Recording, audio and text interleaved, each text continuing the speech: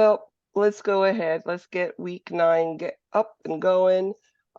Just remember for week 9 that you do have that calculate with confidence, and there is a discussion question this week.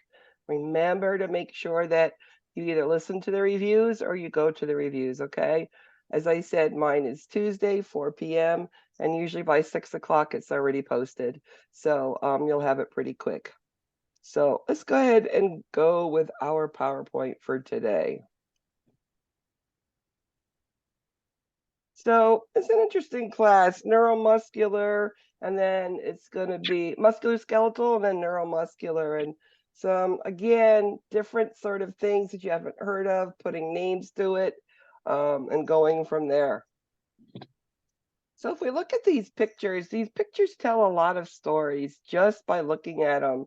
You know that when you talk musculoskeletal, articular dysfunction, there's breaks, there's sprains, there's bruises, and all of that. That little baby in that right upper corner is in what we call a Pavlik harness, but it's not put on correctly. There should be something, a t-shirt underneath to prevent the rubbing of that brace, because babies still move their legs, don't they? And that's used for when their hips are not born in the socket, okay? They're born somewhere else, all right? Trying to get it back where it should be. And babies mend really quickly, but that's a Pavlik harness. And the one on the bottom is what we call Buck's traction. It is skin traction. There's no pins or anything, and it pulls the leg straight. And it's not on the end of the bed. You see those weights are free hanging, and there's a weight that pulls it, most likely to stop that femur bone that's broken in half from splintering into all of the muscles and creating a lot of pain. So just remember those things. There are some things you're going to see. So remember children, you think when you think of immobilized, you think that the adults, they have these long sort of type of recoveries, and you think that they're in bed a long time, but children can also get extremely ill. They can, for many reasons, congenital, degenerative. Somebody did it an osteo imperfecta. And this is something about the bones being brittle. It could be to infections. And then remember, children that are in bed for a long time, all of those things you see in adults, you're going to see demineralizations of the bones and etc. All of those can cause problems. The muscular system, we know if we don't use it, it's going to get atrophy. Foot drop happens in children too. So we need to do that passive, if we can, passive active range of motions, keeping them, as strong as we can. Of course, that bone demineralization, it's nutrition, and of course, heart and lungs. Are we getting blood clots, and are the lungs keeping open, and is there any dependent edema, and what are we doing to prevent it?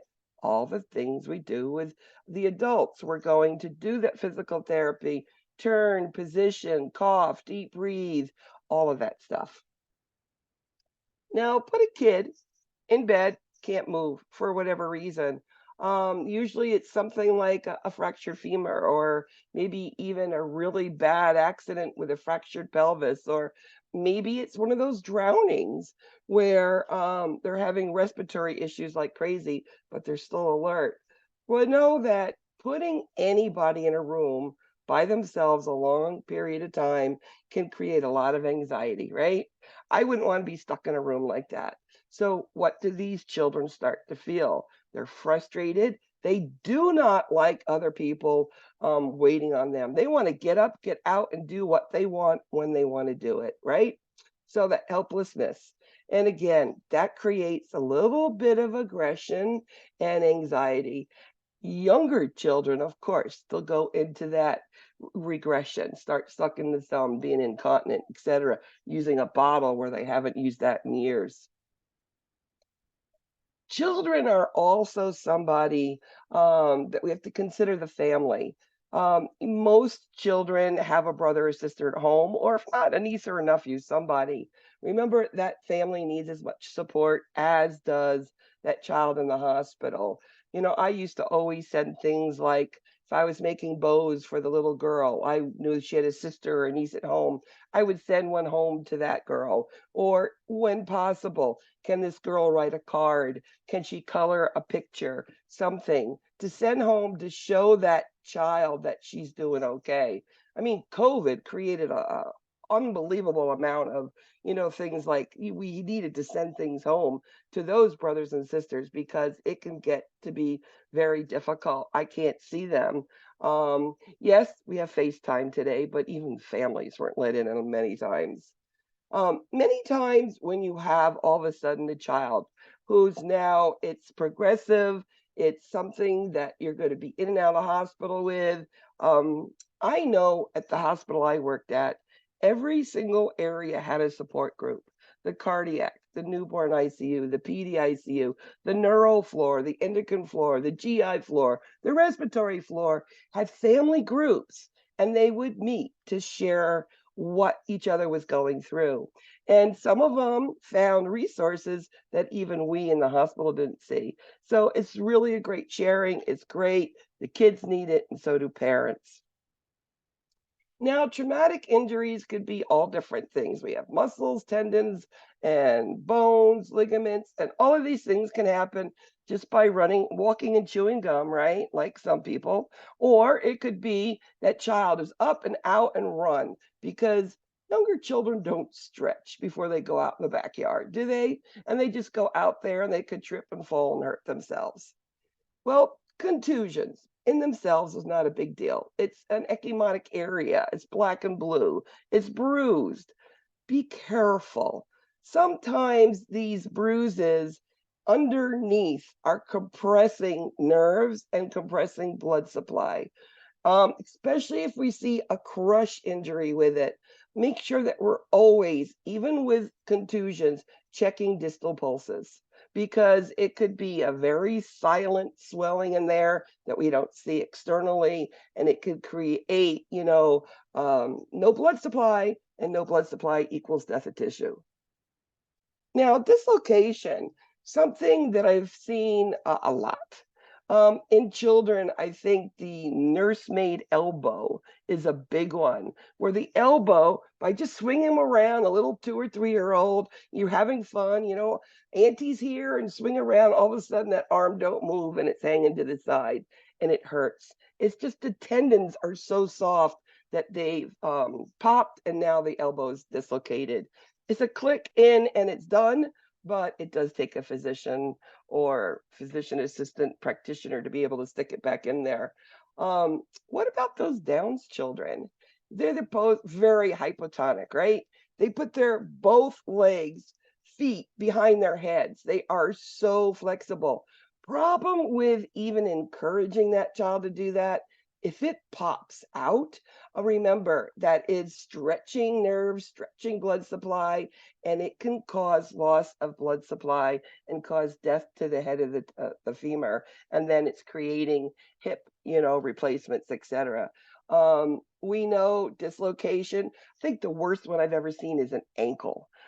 Ankle dislocations and then trying sedate and putting them back in. I think that's the hardest even thing for me to watch. The shoulders are not as bad. That elbow is really nice, quick and done. But I think it's that ankle that I think is really, to this day, I still remember it being done. Now, sprains and strains are probably the most common things that happen to us. Sprains is when, I used to get a lot of them. I played sports all through high school and in college, especially volleyball. You go up, you spike the ball, come down, and twist that ankle, and it swells this big, this quick. And it is a lot of pain. It's that stretching, that torn ligaments, and it really creates a lot of pain. Now, a strain is when you use something all the time. Like if you're a bicycle rider, you're just using, your legs there, especially your shins type runners. Those would be those little microscopic little things that we would see. How do we treat it? Well, whenever I used to, and I did frequently, sprain an ankle, I would stop, put my foot up in the air, and of course, your coach would come over with an ice bag right away, and we'll wrap it in an ace bandage, and that's called RICE. Rest, ice, compress, and elevate. And today we're doing more immobilizations, even on sprains. On bad sprains, they never ever used to put a cast on them. Today, we are just to keep them immobile. Now, it doesn't mean it's going to be on for 4 weeks. It could be on a week or two, but it does help, with the healing of it. Now, fractures. What do kids do when they fall? What do we do? Hands out. Most common fractures is your radius and your ulnar, and sometimes both at the same time. That distal forearm are most frequent. Now, children's bones heal quickly, so usually a cast is only 4 weeks. Me and you is going to be a lot longer. Now, if there's an infant who has a fractured bone, there's a problem because their bones are still soft and malleable. It takes a hell of a force to break a bone on an infant. Saw a fractured skull in a 3-month-old, and it was the father taking the twin. It was a twin, and smacked it against the surround in a shower, and came in with a fractured skull. So when this came in and we had suspicions, we not only took the X-ray of the head, we took it of the body because we're like, this is not correct. And we found fractured ribs, fractured femur, fractured humerus. And it not only was that child, because this again is child abuse. What do you do with child abuse? You report it, right? You get DCF, you get the police in. They had a twin in, they brought it in, same injuries. They brought the 2-year-old son in, and he was walking around on a fractured femur.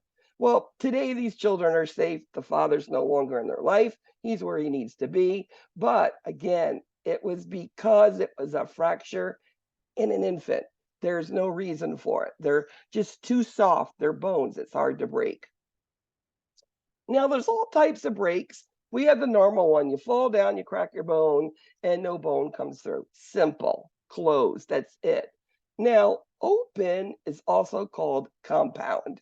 And this is when a bone comes through. There's a cut and you could see a bone. It doesn't have to be sticking out, but it's open to air. So we know that immediately it's contaminated. We worry about osteomyelitis.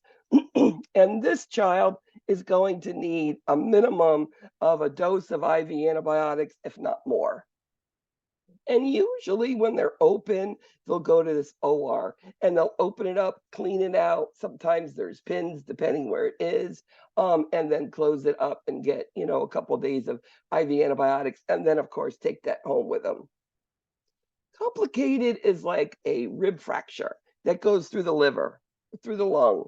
That's what that is. And a comminuted is when it's all pieces and it's all goes into the tissue around. And remember, there's nerves in there, and it's like sharp, and it really hurts. Now, children are still growing, right? Miss, Yes, Miss, I have a question. I'm sorry. sure, it's okay. So would the comminuted be kind of like bone shattering? Basically, yes, Okay. because there's pieces of it.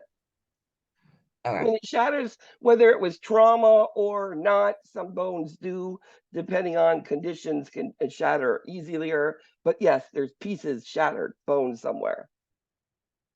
Now, children grow in the bones through their growth plates, which is also called an epiphyseal plate. Now, on the bottom, you can see it's like the tip of the bone, and that's where they too do grow from, especially things like elbows and around the knees. You'll have children falling off the monkey bars right on their elbows, and it can create fractures in the growth plate.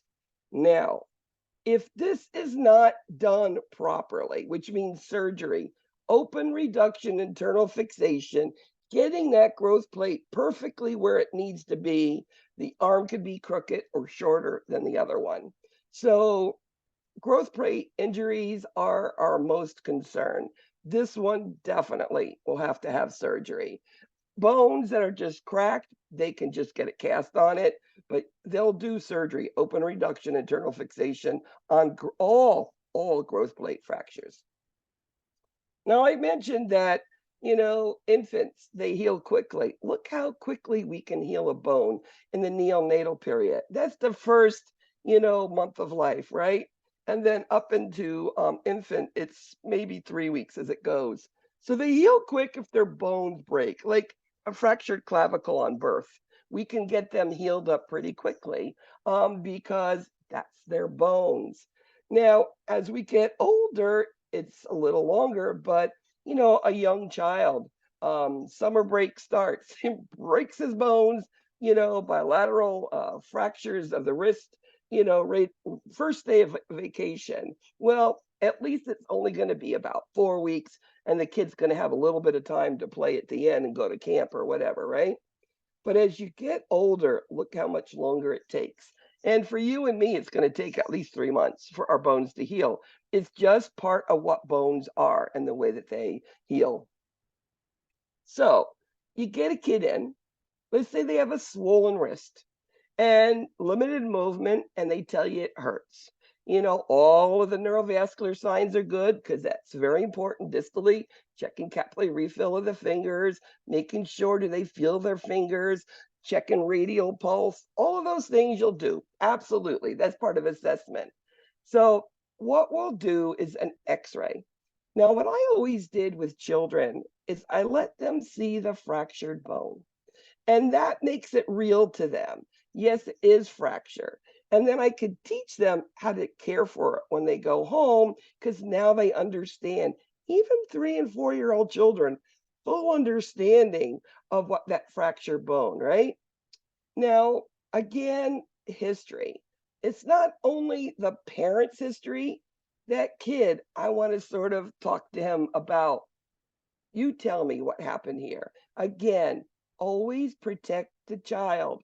As pediatric, maybe future pediatric nurses, that is our job, protecting children. So, very important that history on both of them. And if a kid can't put weight on a leg, we know it's broke. It's even like animals. They'll walk and touch on the floor, but once it's broke, that's it. And children are the same. So what is our goal? Well, we want to reduce it, put it where it needs to go, immobilize it so that we can keep that function of whatever it is the way it should. And we don't want that arm, that leg, that toe, the finger, whatever to have a deformity. And that all has to do is the way that we treat it initially. Now, what are those assessments that we do? Well, I put like one of these really radical looking type of arms, but if we put a child in a cast and never looked at it, it could die because of compartmental syndrome, right? No blood, your arm's gonna just die. And that is, of course, the most drastic that you could see, but it could. So we are going to look at the pain and where it's at. If it's getting pale, no blood is going down there. No pulses, obvious, no blood. Now fingertips are getting numb and I don't feel it as well. I can't move it or I feel swelling. There's a problem. Those are things that we teach our children and who's ever adult with them to look out for those things. And if they see it, they need to either come right back to the emergency room for treatment, call their doctor. Now casting. Now you go to an adult hospital, you're going to get a very boring white cast, right? In pediatric hospitals, they have pediatric orthotechnicians and they have colored casts. And the neat thing about it is with children, sometimes the distraction of knowing that they're going to get their favorite football team's colors on, or they're getting red and orange for Christmas, or whatever it is, it's not going to be as terrifying because they're getting something that they're going to think is cool. All right. Now, we need to teach them how to take care of it. This little girl, you see this picture, She absolutely loves pink and lime green, but her doll got it on too. Again, it distracted her. So the doll gets it, she gets it. So now it's not as big of a thing, right? That distraction. All right. How do you take care of it? Well, a lot of times is knowing not to stick things underneath, a cool dryer. Sometimes the air blow can help with it, keeping it elevated, wiggling toes when they get home. Um, and then is it weight bearing, non weight bearing? Following what you're supposed to be doing. How to take a bath, how to put, we always give them bags to put on their leg, their arm, their hand, their foot, whatever, so that they can stick that out of the bath or shower and they can bathe properly. And again, that skincare, nothing down there. As I said, maybe a little cool hair dryer blowing, that will help, but not even hot. It should be cool going down there because you can burn the skin. I can't tell you how many young children came into the ER, got a cast on, went home, put on their bathing suit, and jumped in the pool. They didn't listen. They're like, okay, I'm home now. I'm going swimming. Because a lot of times these fractures are that summertime. I mean, the amount of fractures increases a lot during that time. And I've seen one kid do it 2 times. And his mother said, if you do it again, me and you're going to have trouble because it means you have to come into the ER, wait your turn, go back, get it changed, etc., etc. Now, there's skeletal traction and then there is skin traction, okay? And both of them just do something to keep a bone stable and in a position where it should be. I already mentioned the bottom picture, Buck's traction. What that does, if you have a fractured femur, your muscles pull it. So they're going into each other and into the skin and into the tissue, the muscles or quadriceps. And it is painful and it hurts. Pull it with weight and get that an end to end. And now you've immobilized it. And guess what? Your pain is not going to be like those little pieces of sharpness getting into the nerves and tissues, and it helps. So, why do we do traction? Well, we pulled it out. Now those muscles are not in spasm anymore. We know the ends of the bones are proximated, and we're preventing that informity. And it does help. Now, this bottom left picture is skeletal. It goes into the scalp, and that's usually for neck injuries. I had one on a 16-year-old boy who had paralysis on the right leg and had very much tingling on the left leg, slid into third base. His head hit the knee, and they heard a crack in the stands. And he was already having paralysis when he came in. Once we did, of course, I was the primary trauma nurse on duty, came in, we had to take him to the MRI, which is a hard thing when you have all these macho men who want to do what they want. I said, no, stop. You will do it on my count. And I took control, and that's the nurse's job because that's your responsibility. Protect the child, right? We got him on the MRI table, got him back, got the x-rays. I got them up to the PDICU, and we placed him on the bed, all under my counts, all under my control. 2 weeks later, I went up to his room to check him out. He had some slight tingling on his right foot, but all of the feeling had come back and he was going to rehab. It gets better. 1 year later, he walked into the ER to give me a hug, to tell me thank you, that he did well. He had no paralysis, no residual, nothing. So it is a nurse's responsibility, isn't it? A mobilization and keep it so they don't fracture because he had angulated C5, C6 fracture. So you can make a difference. That little boy on the right side, sometimes they do surgery. The openings aren't right on the first and second vertebrae there, the atlas and the axis. And they have to open it up better. And then they put them in these halos to hold their head until we can get it healed. But those are external devices, but these are skeletal. So the skin traction, there's different types. I have already mentioned the bucks. Well, then there's Russell's, where it also pulls on the thigh too. So it's a double traction thing. Bryant's, we can use that on children sometimes with those hip dysplasia. Put them up in the air like that. And then, of course, we have those type of skeletal tractions. Now, sometimes the bone is so messed up, or sometimes I've seen this where one leg is shorter than the other and they want to increase the length of one leg or arm, could be forearm, could be a leg. And they put on these external fixation devices, and these pins go into the bones and it holds it. So they break the bone, open it up, and then bones starts to form there. And in the end, we can make children their right and left leg, right and left forearm the same length so that they're not going to have a shorter one and then need prosthesis in their shoes all the time, et cetera, et cetera.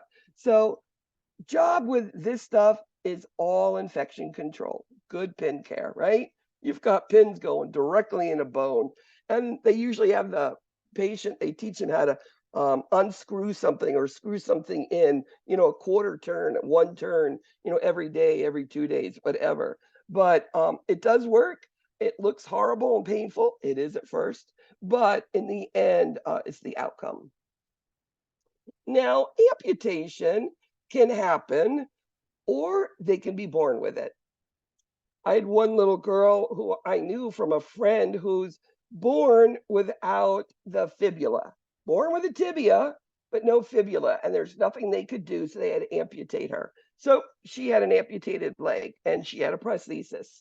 I remember the day I met her, she was going up and down the stairs in my townhouse, chasing my children with her prosthesis, having the best fun, was quick as they were, and didn't even know that she was different. It's how you treat that child. And that kid was the sweetest little thing. And I love that. And my kids were older, chasing them around. The goal with any sort of amputation, is to make sure that we have something that we can put a prosthesis on and make these kids normal. Pain management, same as adults. There's phantom pain. If we had to remove that leg due to whatever reason, could have been a crush injury, could have been car accident, could be whatever that created, a limb not to work well. So again, there will be that nerve that's not there, but they feel that pain. Now, injuries with sports, kids are competitive.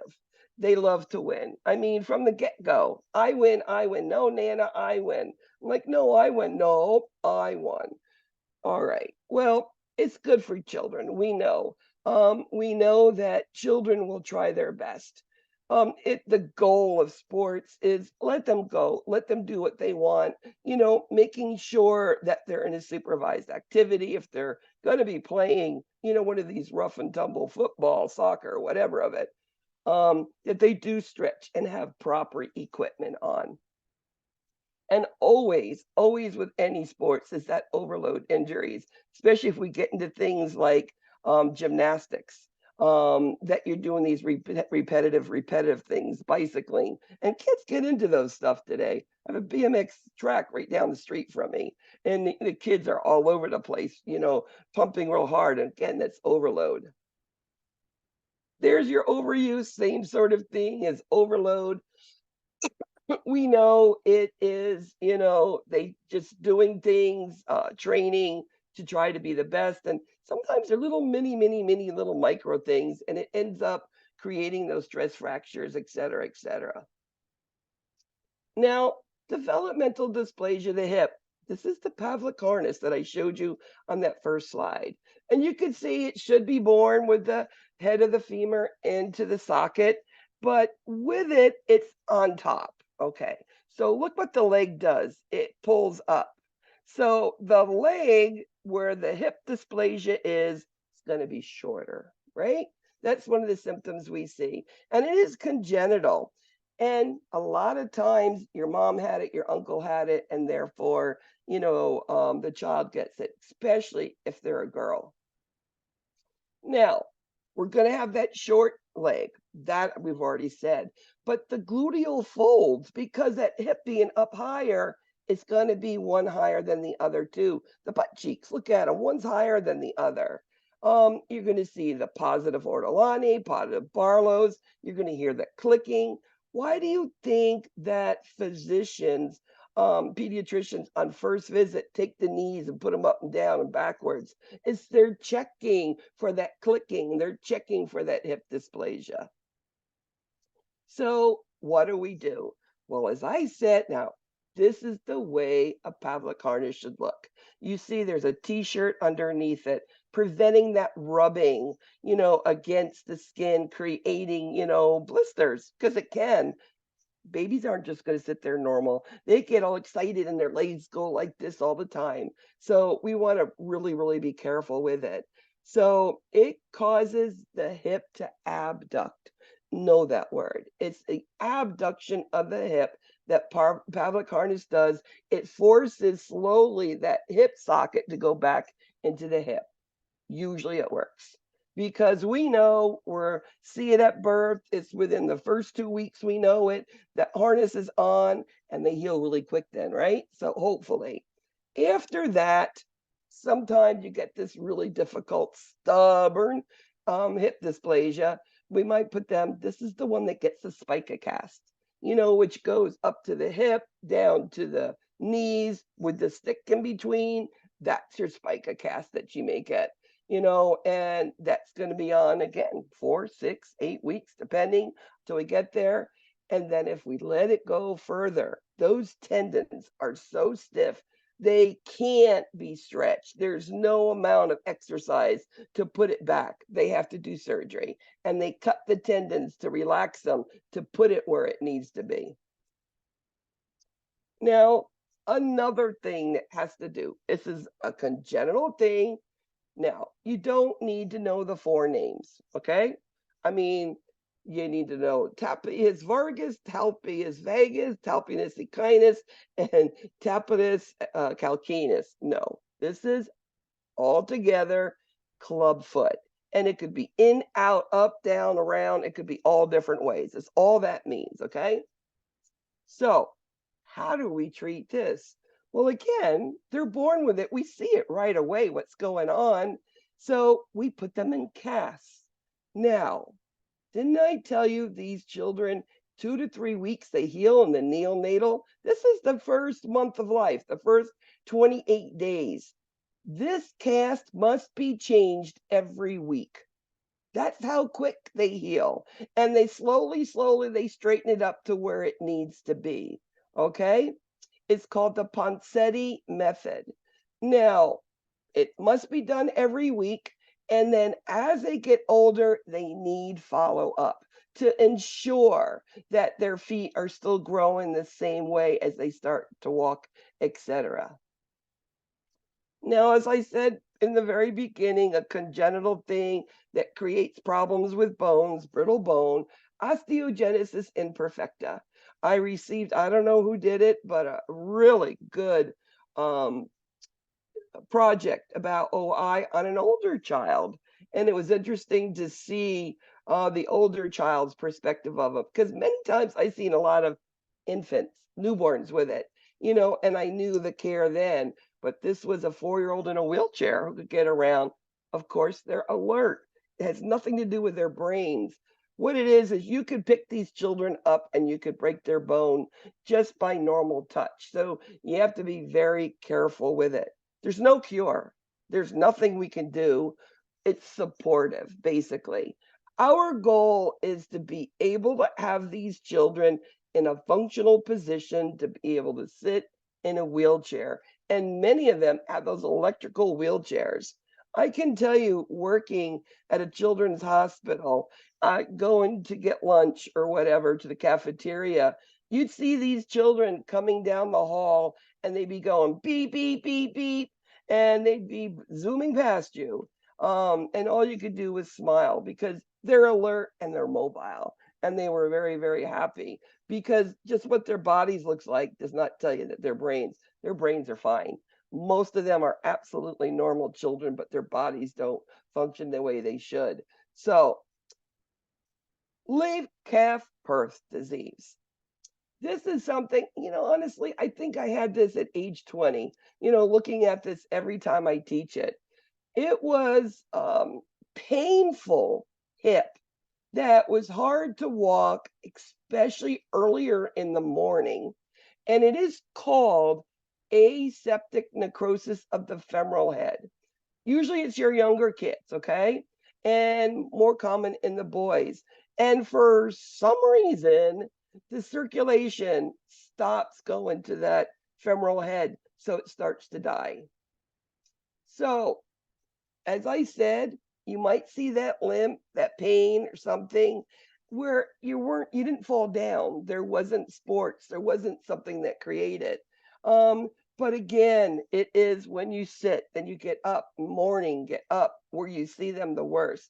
And they'll do an x-ray and they might see a little fuzzy on the top of it. Now, what is our goal with this? Now, it sort of lasts for a while. Treatment is basically rest. Leave it alone, rest, and then NSAIDs, non-steroidal anti-inflammatory drugs. Sometimes these children are at home and they'll put them on Buck's traction to pull it, to release that pressure in the hip, and that sometimes helps also. So these kids are at home. These kids are, with rest. And remember, anything with bones, you want a good diet with protein and calcium in there, right? Vitamin D, we want good healing of those bones, and it might help. And sometimes they do surgery, but mostly it's just, this medical path. Now, there are several sort of curvatures of the spine. Kyphosis is the upper spine, it's that humpback that you see. Older people, they sort of hump over. Well, that's what kyphosis is. Lordosis is the lower curvature, and sometimes your body leans backwards. It's so curved. Many of the times you'll see it with a congenital hip. Sometimes it's in heavier children, but again, it's a curvature of it. Now, the one curvature that's tested, this is the one Hesse's love and Kleck's loves, is scoliosis. And scoliosis S-shaped curvature of the spine. And the problem with it, if you notice the upper spine sort of impedes upon a lung cavity. So it squeezes the lungs a little bit. So if we're born with it or it's developed, we need to understand it to treat it. Now, usually we start to see it right at that pre-adolescent growth spurt. Remember the beginning of adolescence, they grow 20 to 25% of their growth. During that growth spurt, that curvature becomes a lot more. And you will see that curvature. You'll see one arm hanging more than the other. Even when they bend over, you'll even see that. How do we treat scoliosis? Well, if it's up to 40%, that means it's really not touching that lung area that much. So there's the respiratory system is okay. They will just do physical therapy and put them in a brace. And this brace is, now this is an adolescent putting a brace on. So remember body esteem and whatnot. So if you can make it into a cute colored something, they have a better time with it than a plain white one because it has to be there 23 hours a day. And with the exercises, it can straighten up. My daughter's best friend from the age of 4 had scoliosis, and that's what she did. And she didn't have to do surgery. And today she's pretty straight. You see slightness, but not that bad at all. Now, if it is more than 40 degrees, and you'll see 40, 45, different numbers, but you can see it's a big number, they'll do surgery. Now, the newest thing is they're doing more like spinal fusions, but the book, your exams talk about Harrington rods.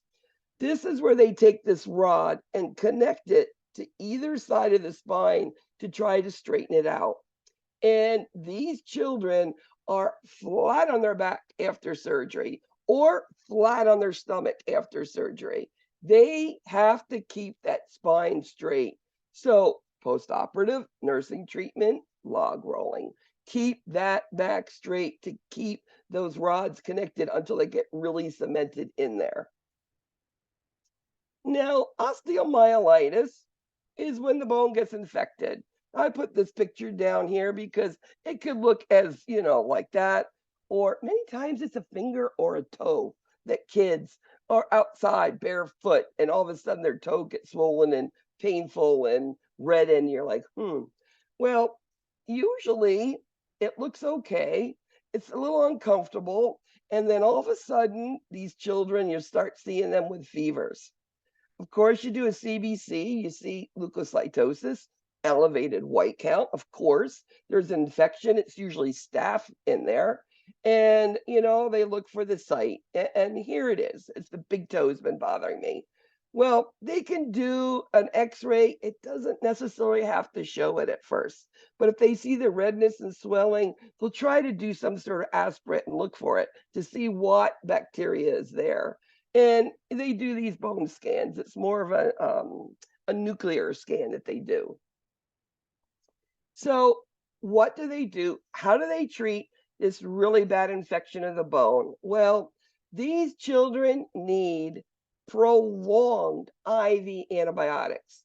Now, I said it's staph, so you need strong ones. What is the good one for staph? And that is vancomycin, right? Vancomycin is an aminoglycoside. You must monitor peaks and troughs. And what are the side effects of vancomycin, these aminoglycosides? Hearing loss and kidney damage. So, what are we monitoring? Well, the CBC to make sure the white counts come down. We're monitoring the kidneys. And then, of course, with any sort of medication, you're going to do liver function to look at it. Now, bed rest should be done. And the other thing is going to be your diet. Again, this is a bone, high protein, right? Good vitamin D. And again, usually these children are home for a month from school. They can't go. You need immobilization, rest, have that toe, that finger elevated, etc. Make sure that they get something to help them distract them from the whole thing. Now, this is a cancer, Ewing sarcoma. And the reason why it's here is because it's something that comes from the bones. And it could be in the femur, the tibia, ulnar humerus, could be in the scapula. And there's a picture of the scapula. Could be in the mandible. And these are big, big sort of tumors. They're mostly the younger children, but the goal is to get it out. And sometimes you can't. So they'll do radiation, they'll get it smaller, do chemo, and then, of course, try to get it out if they can. Always with children, you try to preserve as much of whatever you're taking out, especially if it's a femur, a radius, or ulnar, or a tibia, a fibula, because we want to have something to put some sort of prosthesis to get these kids mobile, right? So, and we know if there's no metastasis, the better chance for survival. Now, JIA. In my life, I've become an expert on it because of 10 years of misdiagnosing of me. JIA is an autoimmune where your body says, joints, I don't like you, and it attacks it and inflames it, and it creates a lot of pain, especially when you stop moving, like when you go to sleep at night and then try to get up. Your joints are stiff, and you've got to like stand up like an old lady and stretch everything before you walk. You can't get up and run. It won't happen. This happens anywhere between 1 to 3 years old. These children get it. So, what are the symptoms? Well, of what I said, morning stiffness. Another thing is waddling. You sort of plant your feet because your joints hurt so much. So it is a difficulty walking. I mean, my left knee goes bonkers, so limping is part of it. Of course, that joint swelling, disfigurement, and then something called uveitis. And this is the redness of the eye. This is something that they should be seeing an eye doctor for about once a year. Now, this is the thing about it. How do you diagnose it? Well, usually it's what the assessment and the symptoms tell you. And then they're going to look at the inflammatory factors. What are they? Well, sed rate and a C reactive protein, CRP. And those and the white blood cells. Those are the three things that they'll look at. They'll also pull something called an ANA, an anti-nuclear antibodies, but they could be positive, negative, positive, negative. You could have rheumatoid factor done, positive, negative, positive, negative. So there really is no definitive test. Now, they do have one that's a little more definitive now. I don't know what the initials stand for, but it's CCCP. And finally, when they diagnosed me, the high normal is 50. My level was greater than 250. So my rheumatologist said, I think you're right. I said, I've been telling you for a year now. You're not listening. You're my fifth rheumatologist. So no cure. We know that. Our goal is to keep those muscles moving. And that's why I swim as much as I can. Children need to get up and do sports and get them active and moving, ballet and swimming and tennis, whatever they want to do, they can do it as long as they're stretching and keeping themselves going. For pain is NSAIDs, anti-inflammatories, and then corticosteroids when you're flaring really bad, and then things like Humira, and methotrexate. Methotrexate can be oral, could be sub-Q, every week. And like for me, Humira didn't work and everything else didn't work. I finally have an infusion that works. It's a hit and miss, hit and miss, hit and miss. So, this is a frustrating. I mean, you can just hear my frustration. Can you imagine if your child had JIA and you're out there seeking for that something to make them feel better? This is a very frustrating condition. So, physical therapy, keep them moving, NSAIDs for pain, let them be normal. They say heat and exercise. Do not put heat on me. I like cold. Whatever works for the child, heat and cold or just cold is great. And again, these kids needs to know that they can be normal and to, make that, try to encourage them. Now, lupus. Well, this is that 10 to 19, a lot of women, okay? Now, this is the autoimmune where the body attacks organs. Any organ could be skin. That's why you have that red, butterfly rash, right? And it could be your brain, your heart, your liver, your kidney. It doesn't matter. It's non-specific. It's going to go for anything there. And why? What's the trigger? Well, hormone imbalance. This is going through puberty, right? That's why that age there. It could be another immune condition going on, environmental, could be infections. I know stress can also create it. And one of the big things, and I live in South Florida, so overexposure to sunlight, using suntan lotions with high 50s, right? Not just the 20s or the 8s, no, 50s, because they'll burn quickly and it can create a flare.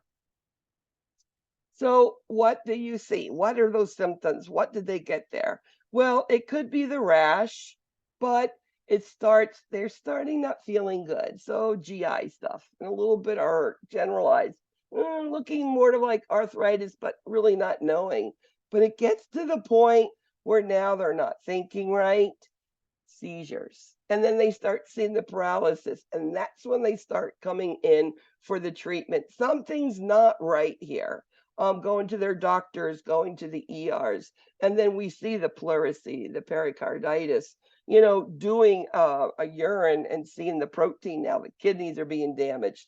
These are the things that you see. So again, what do we do? Goals? Well, it's all supportive. Of course, the pharmacology, every child gets something different, that they're taking. Some of them end up on some sort of biologics. Steroids is mostly what they give these children. And again, this is a child, our goal is to minimize exacerbations and trying to help them to be normal. So Kristen is 10 years old and sustained a fracture in the epiphyseal plate of her right fibula when she fell out of a tree. When discussing this injury with her parents, the nurse should consider what?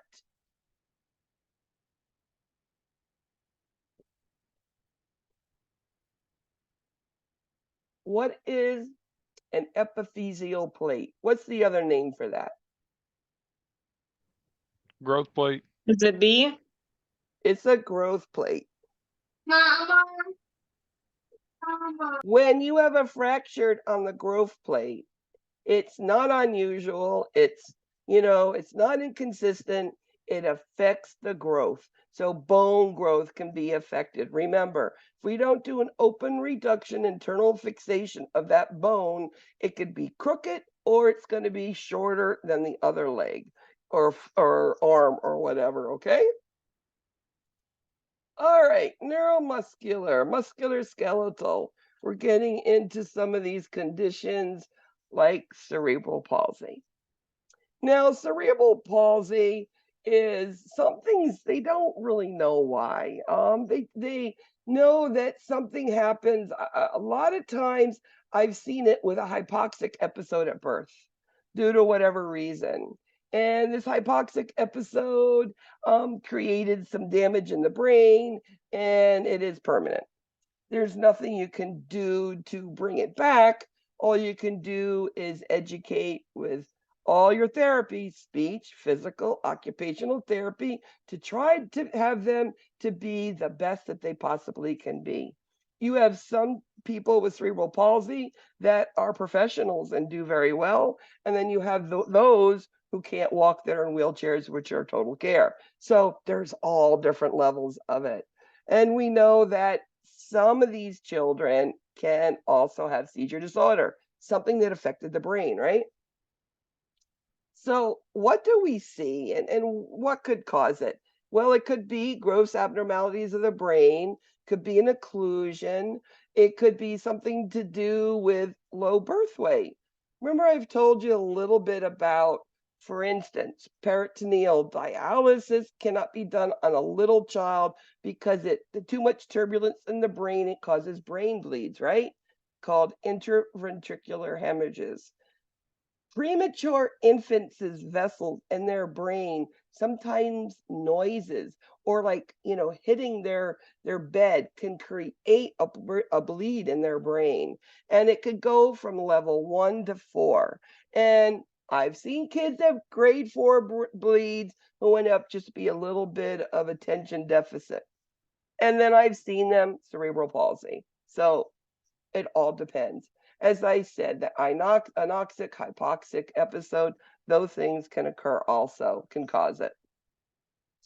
So evaluating them. Well, again, why do we know all those developmental milestones? Those fine motor, gross motor skills are not going to be the way that they should, right? So if the child gets older, one of the things that we think when we think cerebral palsy, and we're thinking of the most severe, is that spastic child, the one that the muscles just get so tight and they just, they can't control them and they can't feed themselves because of the spasticity. So that's called spastic cerebral palsy, and that's hypertonicity, poor posture, and difficulty maintaining balance. That is that child that will be in a wheelchair with, seat belts on to hold them on because they will be sliding out. They have no control on it.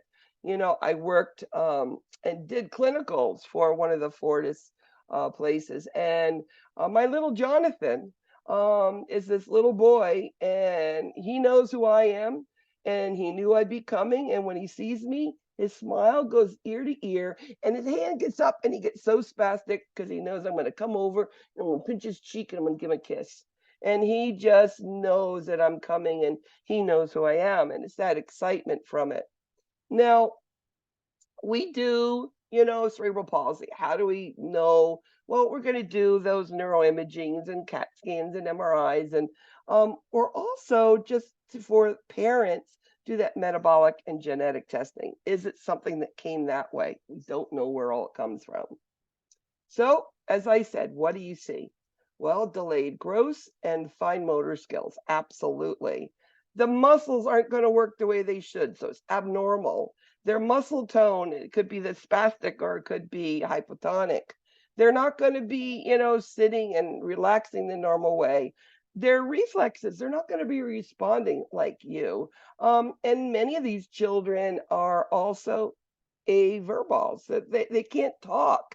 These nonverbal children, just because a cerebral palsy child is nonverbal and appears like he's a really severe cerebral palsy, don't ever think they don't know you and what's going on around him. Jonathan, very luckily, had a pad and he can talk through it. And he was even being taught. Now, a little story about cerebral palsy. I used to work as a volunteer in high school, working with children with cerebral palsy. And I'd go to the Cerebral Palsy Center. And what did we do is mostly just, turn, bathe, feed, put them back to bed. We didn't really educate them, put them in front of the TV. We didn't educate. Well, today we've learned that these children can do more than you will ever realize. And these children can learn. Jonathan was learning his colors, he was learning his shapes, different words. And this is a 7-year-old severe cerebral palsy. And he even had a sense of humor on that little pad. So be careful. These kids know what's going on. Our goal with these kids, give them a way to move around. You've heard me say that with the osteogenesis imperfecta.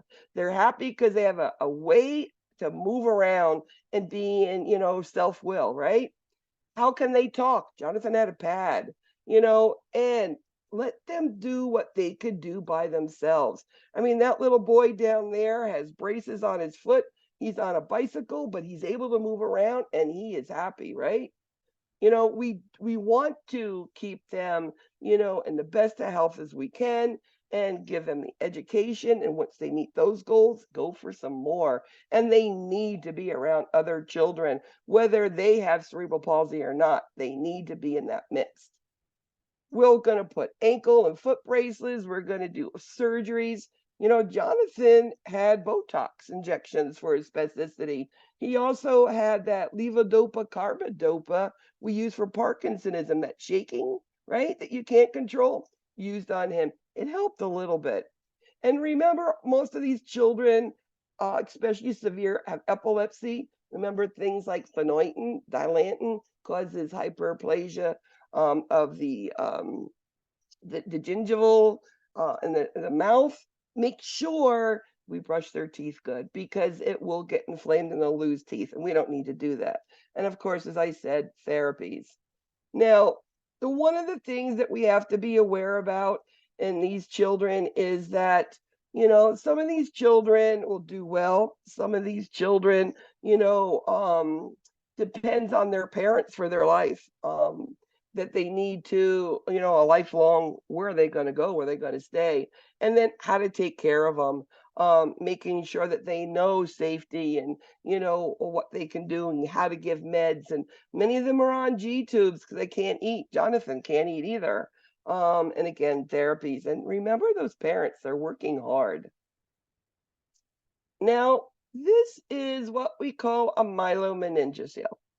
This is when the back of the lower back doesn't close and the meninges and the spinal cord are ripped up and out and still under the meningeal sac. And they're born this way. Myelomeningocele, I have, my story about Miguel Angel was born with, and it looked like the left picture, quite severe sac. And the mother was crying next to this bed. And I was in the room and there was no other nurses there. It wasn't my kid, but I was the only nurse in there. And I'm not going to leave a mother sitting there crying over her baby. So I said, "What's wrong?" And she goes, "Well, the doctors don't know if they can do anything." And I looked at the kid and I sort of already knew the outcome. They do the surgery, put it in. He's going to have paralysis of the low extremities, because it rips those nerves up to come out of that sac, that spinal cord. And it's all lower extremities, urine, bowel is all affected with it. So I said, Mom, I says, your kid's going to be okay, but you're going to have to do a lot to help him get by. And he's beautiful. Your baby's gorgeous. So I made her sit down on a chair. I wrapped this kid up and I put it in her lap. And I said, "Oh my God, look the amount of hair this child has." And she just sat there and saying, "Jesus loves me," and rocked her baby. And she was so happy. Finally, she got to hold her baby. And not the end of the story. 14 years later, she finds me down in the emergency room and I see this lady pointing at me. She says, "I want to speak to her. They used to call me Betty Boop," because you're not going to forget Betty Boop as a nurse's name. You just don't. So I come out and I said, "Can I help you?" She says, "This is Miguel Angel."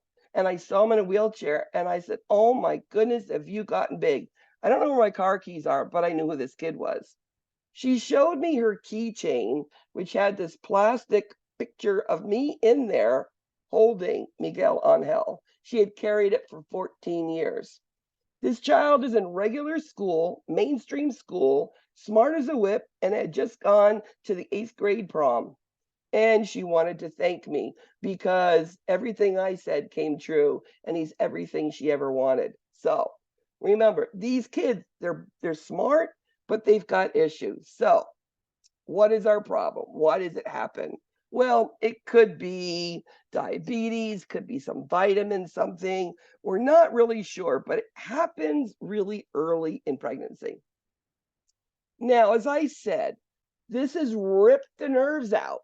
So nerves hitting the bladder and the bowels are very deadened if they feel it at all.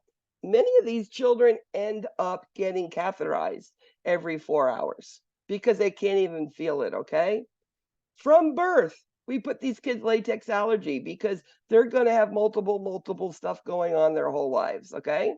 So big thing on these is that, and the other thing is monitoring their urinary and their bowel function because they can't feel it. They don't know it. This is sometimes, in pharmacology, you were told folic acid, you should start it before you get pregnant to prevent neurotube deficits. Well, that's your neurotube deficit that you're trying to stop. Spinal muscular atrophy type 1, worst thing of all, floppy infant. They don't even lift their head up and they get so weak, they go into arrest and they die by 2 years old. And that's Werdig Hoffman. Duchenne muscular dystrophy, the most tested of all your neuromuscular conditions. This is a pseudotropic hypertrophic muscular dystrophy. And what does that mean? Well, these are boys ages 3 to 7-ish, and they, are walking, and all of a sudden you notice their calves are getting really big, and all of a sudden they start waddling and start falling down for no reason. It is males, and it comes from mommies. X-linked. It does, and you have 1 in 4 chance. It's the same sort of thing. It's the most severe of all of the muscular dystrophies because it progresses. It's not like the Werdigs that, 2 years, usually there's nothing more we can do for those children. So progressive muscle weakness, those big, thick calf muscles, and it's all about exercising these children, physical therapy, keeping them mobile. They tend to be a little overweight, keeping them moving. And what is a muscle? Your diaphragm and your heart. That's what they usually die from. Respiratory cardiac failure, usually around adolescence. Now, you get this little 3-4-year-old boy into the doctors, and they suspect that this is Duchenne muscular dystrophy. What they're going to do is look at muscle control, and they do it with what we call an electromyography. What they do is either put little stickers or tiny needles into the arms, muscles, and they put a current, and they watch the reaction, the reflex. How long did it take for it to respond to the charge it gave it? And when that test is done, the muscles hurt. It's just like you've done the marathon because they are making those muscles spasm. So make sure parents know that. Very important concept. Now, as I said, these children are up to this age are pretty normal, except maybe the calves getting bigger. And then all of a sudden they're waddling, they're falling down, and then they do what every person like me does. You get up off the floor, you walk up your legs. That's Gower's sign, because they can't just stand up like a normal kid. Their low back starts to curve in like lordosis because they become a little bit heavier. And these children will have some mental impairment to them. They're not going to be as progressed as a normal child that age. So there's no cure. There's nothing we can do. It's, again, all taken care of by therapies, keeping them moving, keeping their nutrition so they don't get too overweight, because these children will need to be lifted to their wheelchairs. So you don't want them too heavy for the parents. And again, genetic counseling for that mother if she wants to have any more kids, because it is past. Now, Guillain-Barré. Now, this is usually younger children. I've seen it in the older woman. So she was 29 years old. She was a supervisor that I worked with. And what it is, it's a demyelination polyneuropathy, which means the nerves stop working. They just all of a sudden dissipate, stop working, and it starts from the feet and it stops working up till it gets to the phrenic nerve, right? That's a nerve. So the nerve of the diaphragm stops working. So what do we see? Well, initially, again, falling, shuffling of feet. Then you might see incontinence of whatever, because the nerves aren't working that well. And then the one thing we need to be watching for, because that phrenic nerve will stop working, and that's not sparking the diaphragm to move, and now you're not breathing. Now, that nursing supervisor I worked with, she ended up Guillain-Barré in the hospital where she worked with, she could not move anything from her neck down. And the problem, with this is now they can't move.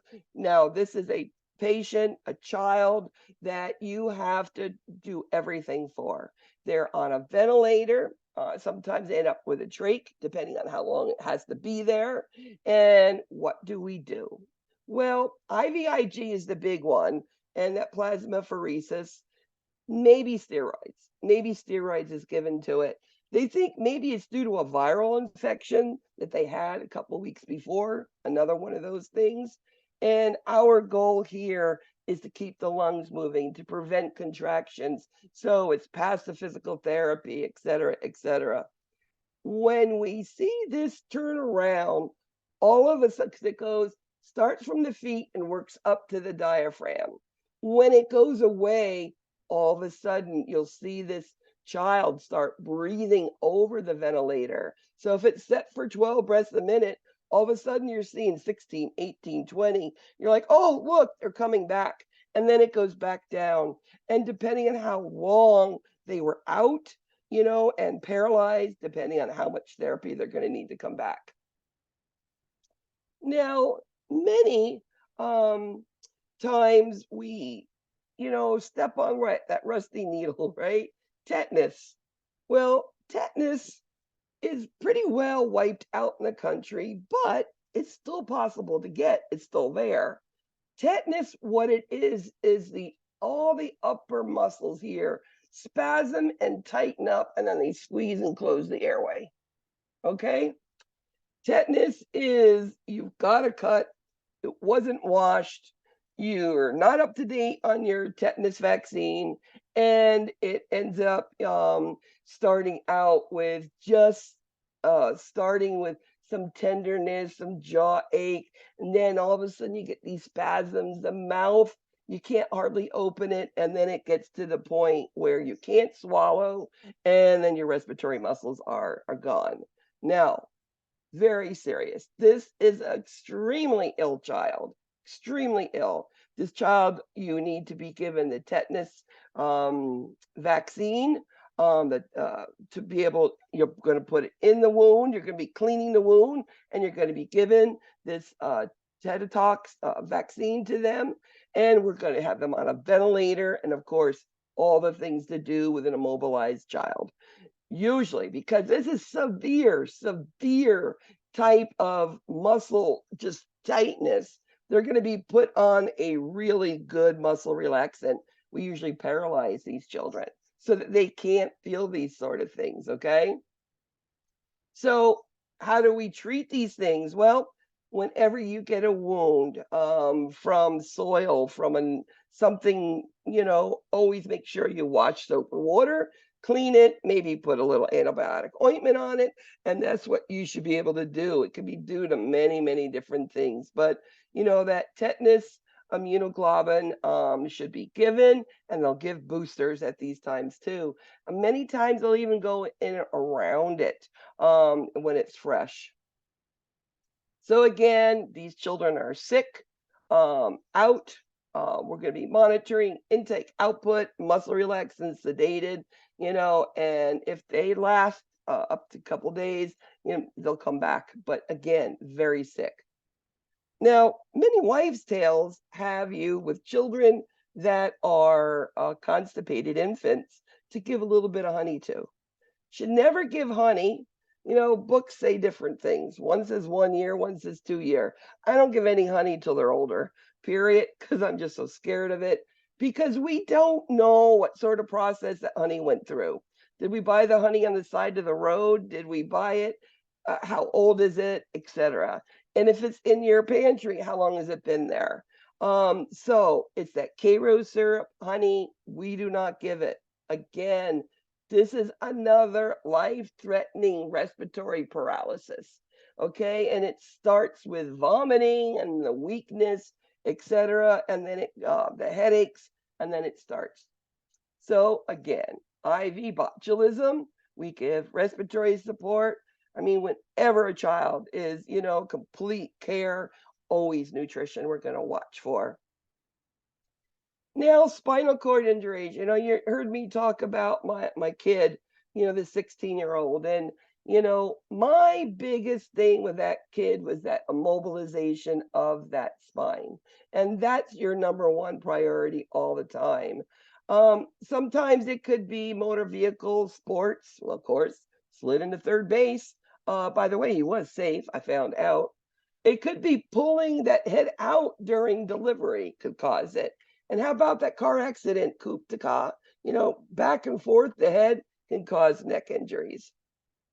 So at the scene, every person, with rescue 911 today, they're going to put on that nice hard collar, and they're going to immobilize, and they're going to tape these kids, adults, to the board to keep them as straight as they possibly can. And when they get there, your job is to keep that immobilization there and let the child know, please, you can't move, and try to calm them down and answer all your questions. So, what was the name of that progressive infantile spinal muscular atrophy and the most common form of floppy infant? What was that name? Do you remember?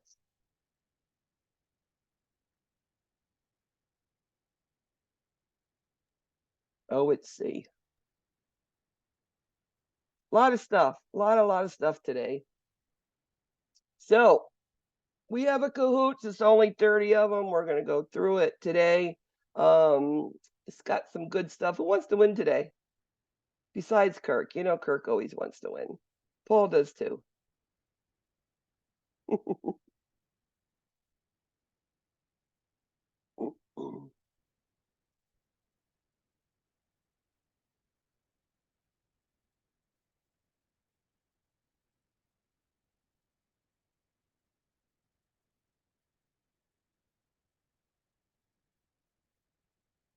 'To remember, next week we have our exam. Try to come in a little bit earlier so we can get that done and set up and get you out on time so they can do a nice, good start to your HESI review. I'll be sending you a lot of different things for your HESI review to try to help you. And I know a lot of us will be taking it, or some of us will be taking it at the campus. That's fine, as long as you tell Dean Litterall to let me know. I don't mind. I work very closely with him. We've got a very good working relationship. Just remember, when you're done, come to class. And if you're not taking the exam the same day, just make sure you be on to class at 4:20 Eastern time, 3:20 for a lot of you. All right, let's get going.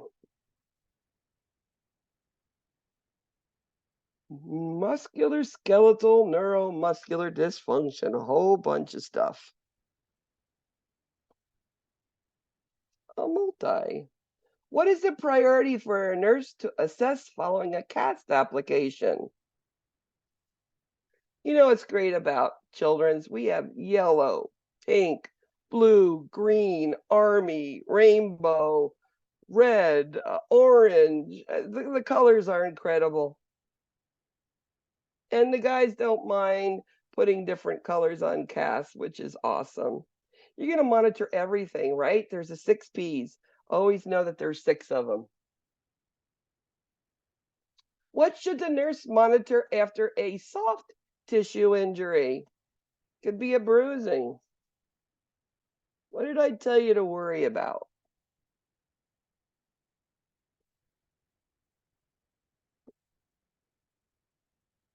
Because remember, you don't know, and sometimes, if you have a darker skin patient, you can't see the extent of it. Always check distally neurovascular signs. Vital signs don't tell me what I want to know. I'm worried about circulation and blood flow. A fracture that penetrates the skin is called.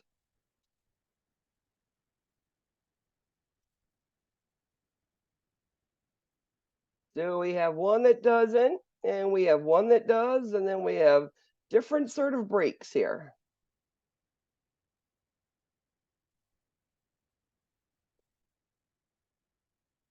And that's called a compound or open fracture. And remember, that needs IV antibiotics.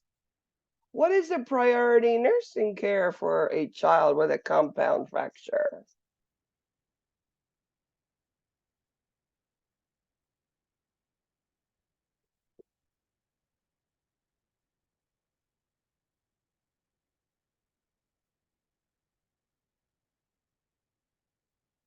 So it's IV antibiotics. It's priority because we worry about the bone getting infected, and we know osteomyelitis can turn into overwhelming sepsis. Or we could lose a leg, an arm, a finger, a toe, whatever. What is the priority nursing care for a child who fell off a second floor balcony? Now, I've taken care of children who got up on a chair, got over the thing, and went down to the ground. What is our priority?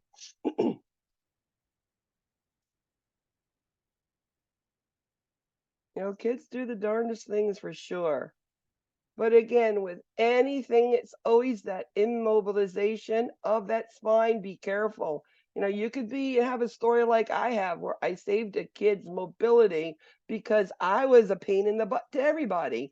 I was there for my child's protection, and he came to thank me, and I loved that. Principles of managing soft tissue injury include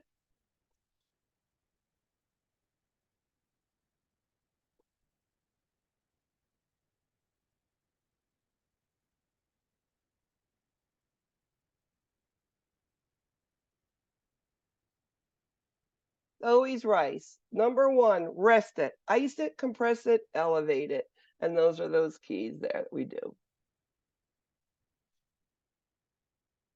An epiphyseal plate fracture in children may what?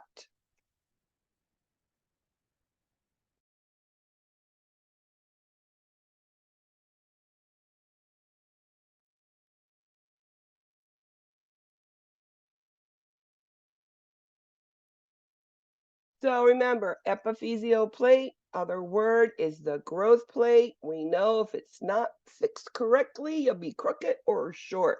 So it does disrupt the growth of the bones. Very good. What findings for a patient in skeletal traction indicates peripheral neurovascular impairment? Like, what are you always checking for with any fractures? What's our big thing? I mean, we have those 6 P's, right? I mean, if you saw this, you better be telling the doctor immediately.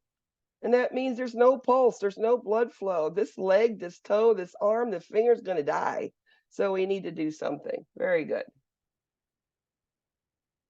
A multi.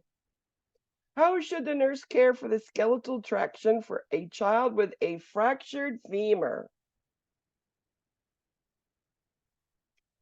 So when I was first starting nursing, they used every single fractured femur had a Steinman pin. Skeletal, the pin was put through the knee, and these children were in the hospital for a month until we casted them. I mean, we're lucky today we have skin traction that bucks, which works good, and then we'll do surgery. We put metal rods down those femurs now. But what is our nursing job? Well, we need to tell you how much weight is on there and to tell you that it's hanging freely. The foot should never be on the end of the bed. It needs to be back so there's good weight pulling, okay? And then older children can have that trapeze to help pull themselves up. When caring for a 9-year-old in bucks traction, what action by the nurse is correct?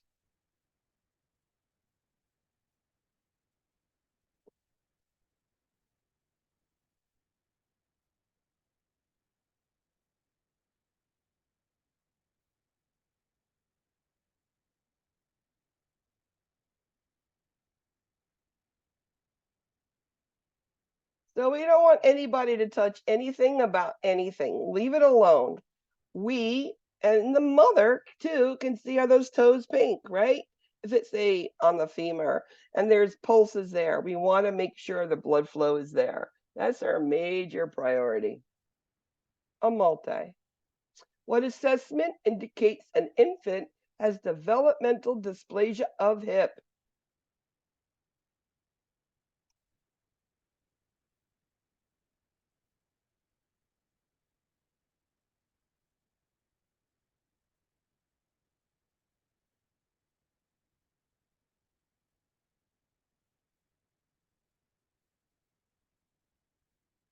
So there, see those asymmetrical folds. Remember, it's up, so you can see the folds. You have a shorter leg. Positive Orlani's, we're going to hear those clicks. But Bensky is just when the toe splays up, whether adults or children, has nothing to do with developmental dysplasia of the hip. What position do you put the legs of an infant with hip dysplasia? I spelled that wrong.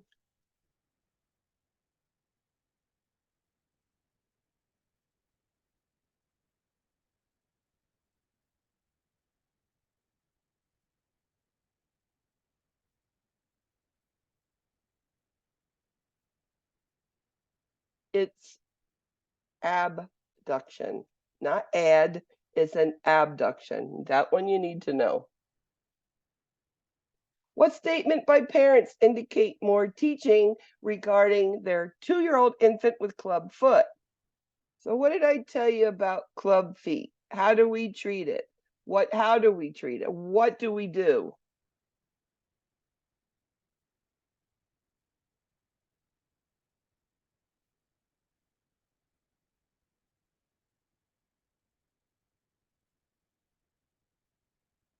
So we are going to put that cast on immediately. That means more teaching.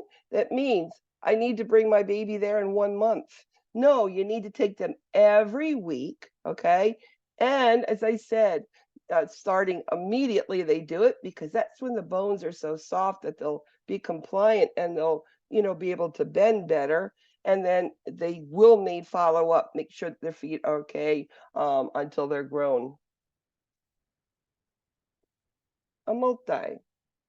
Osteogenesis imperfecta. What is that?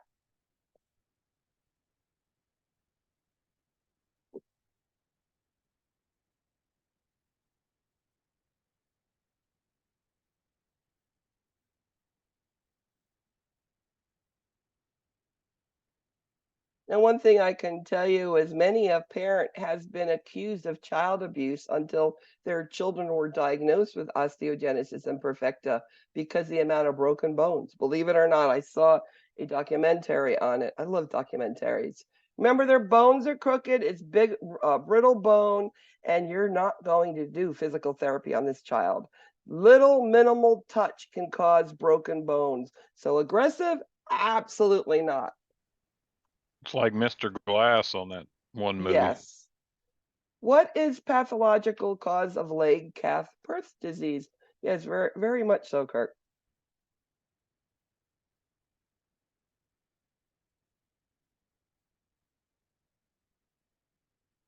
I mean, I really think I had it, and I had it for a good 6 months, and it was miserable. And they call it ischemic aseptic necrosis of the femoral head. The blood stops, and it's not infected, but the head of the femur starts to die. Remember, NSAIDs rest, and maybe some buck traction will help that one. Kyphosis, what's that?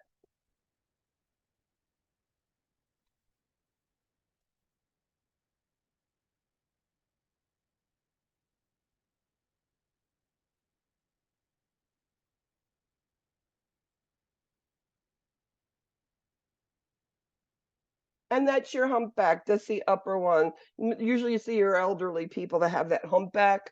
That's kyphosis. Lordosis, what's that? This is your Duchenne.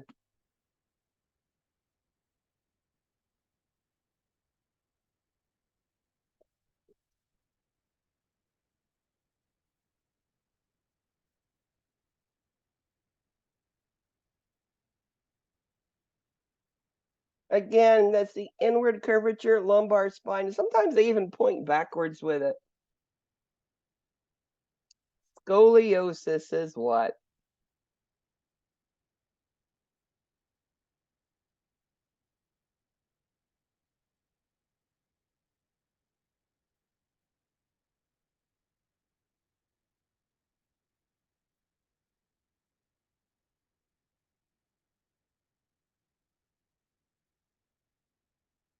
Remember, S, scoliosis S, S-shaped curvature. Adolescents with scoliosis that have up to a 45% curvature of the spine would need to do what? I told you sometimes it says 40, sometimes 45. There, you'll see some varied statistics. But up to, that means less than that. What would you do, right? And this is the one where we're going to do physical therapy, and you're going to wear a brace 23 hours a day. They literally take it off to take a shower. They wear it to bed, everything. What is osteomyelitis?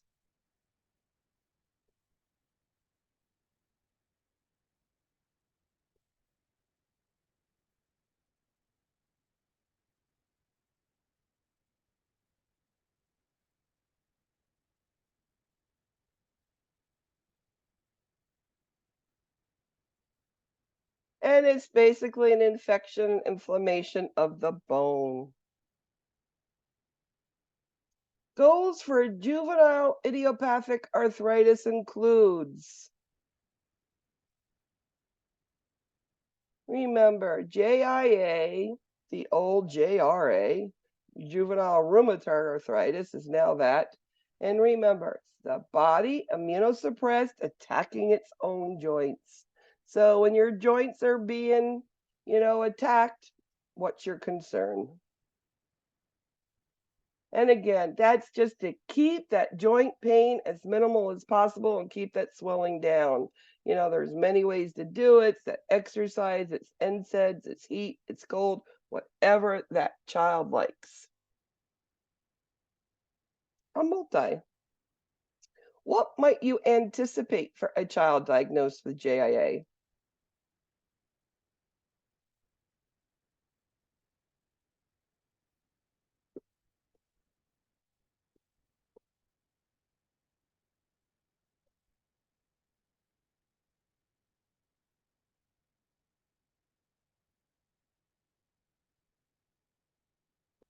Joint disfigurement, difficulty walking, and that uveitis. Facial rash is lupus, doesn't attack skin. A multi. What can help a child with lupus erythematosus prevent exacerbations?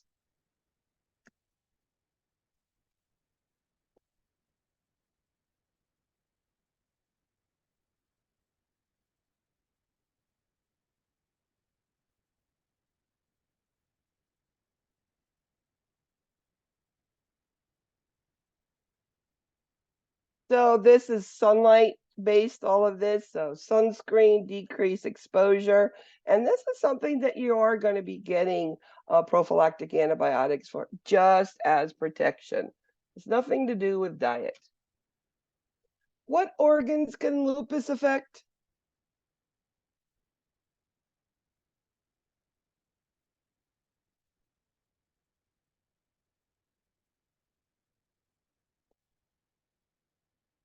Everything, any organ. Good job. What is cerebral palsy?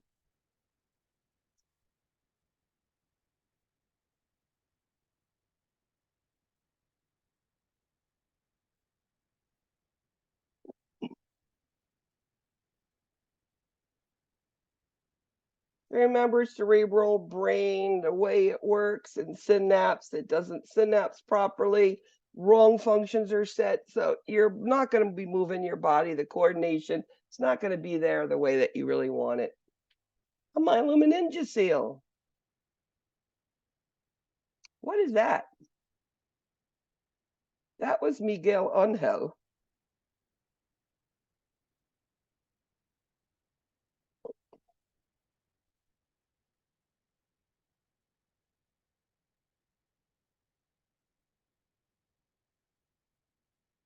The hernia of the spinal cord and meninges. Remember, it's pulling those nerves up and out.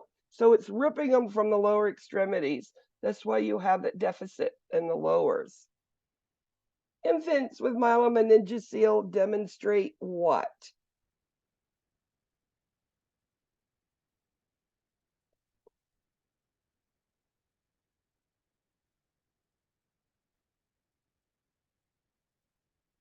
Some people call this spina bifida, right? It's a similar thing. And you don't feel the way you should, and you don't move the way you should. Sometimes there's minimal movement, sometimes there's none. Myelomeningocele have decreased motor and sensations of the lower extremities. The nurse should monitor closely what?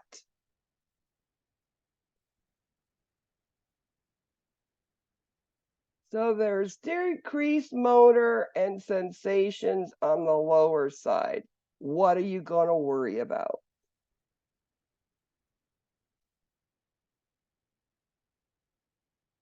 And it's all about urinary retention and bowel function, okay?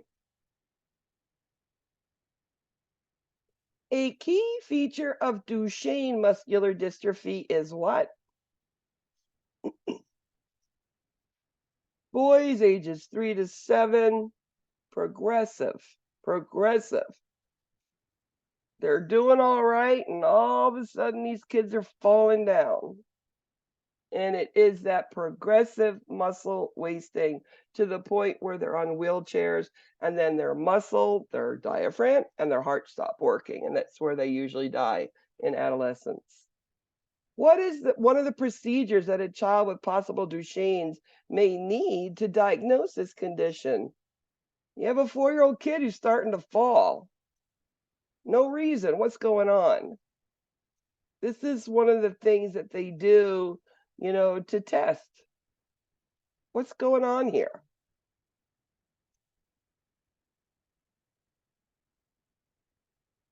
And that's that EMG. Remember, it's like they have gone through a marathon. Make sure that these children and parents know it so that we can give them some Tylenol or Motrin or something when they're done, or even before they go. How is Duchenne muscular dystrophy inherited? Where's it come from?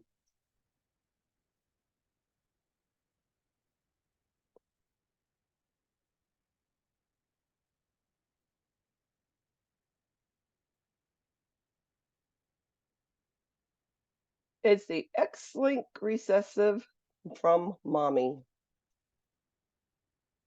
In caring for a patient with Guillain-Barré, the priority concern is what? Guillain-Barré. It's all about nerves. And they just stop working and you actually become paralyzed, usually from the neck down. We're worried about airway, so monitoring O2 saturations is number one. For a patient suffering with Guillain-Barré, they would complain of weakness. That was what?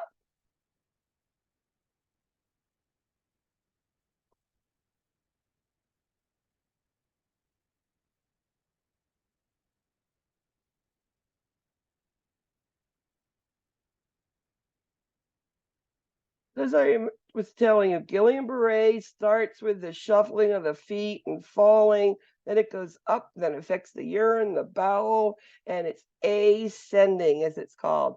And when the feeling comes back, the nerves stop working, it's going to go descending back down to the feet. A multi. Treatment for Guillain-Barré include what?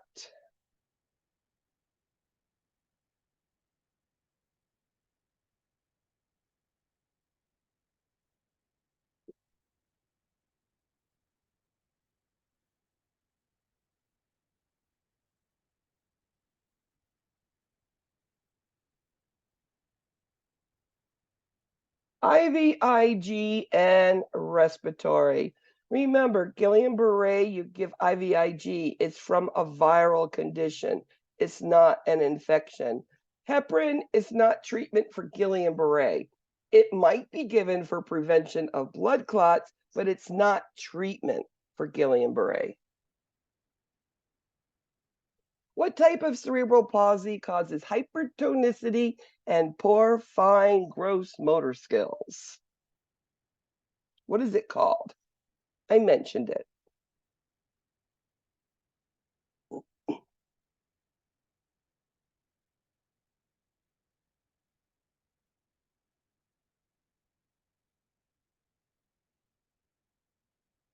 And that's spastic. It's called spastic cerebral palsy. It's when they're really like that with their hands, like my little Jonathan. What priority action should a nurse take to a patient with a suspected spinal cord injury? Priority.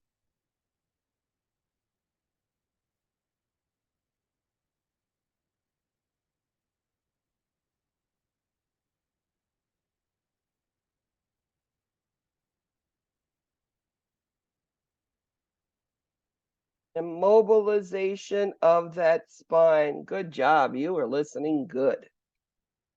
You should get a tetanus shot every what years?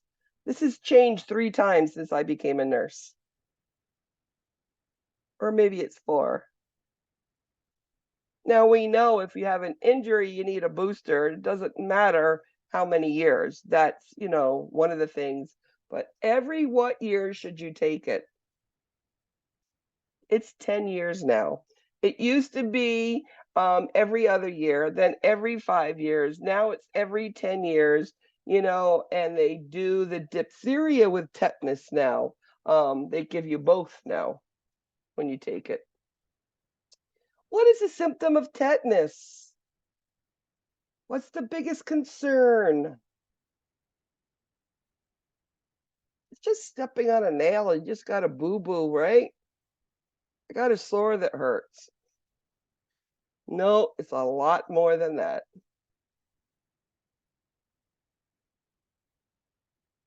And it's all about the swelling of the jaw, the muscles, and obstructing the airway, and it's an airway problem. Very good. And last question. Most common causes of spinal cord injuries are what?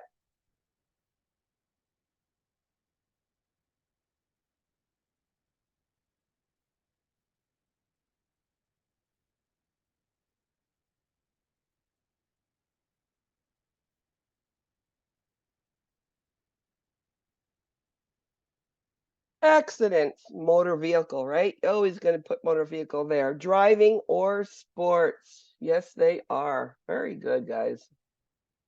Let's see how we did today. Number 3, Ellen. Good job, Ellen. Number 2, Hope. Wow, Hope, good job. Number 1, Big Mac, the big kahuna. Yes. And then an ICU and a Jen. Good job, guys. So that's the end of my class today. Remember, this is the week of all of the reviews. I will be doing mine Tuesday. If you need anything, you let me know. You want to do extra, let me know. I've already doing some with some people. So just give me a message and I will help you through this. Any questions, anybody? Goodbye, guys. Did you see I have my a question, Professor. Sure. Is it okay if you